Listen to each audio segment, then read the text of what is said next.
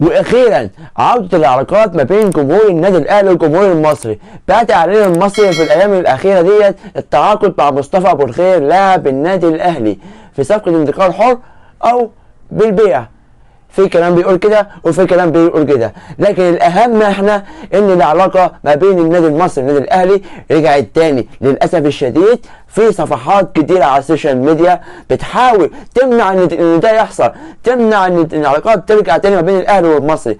تقول يا جماعه اهل الشر اهل الفتن محدش له دعوه بيهم، محدش يركز معاهم، العلاقه لازم تكون كويسه ما بيننا وبين بعض. تنساش ان دي مجرد كوره، واللي حصل في ماتش الاهلي والمصري انا مش حابب ان اتكلم فيه بتاع 2012 موضوع سياسي، مش حابب ان اتكلم فيه.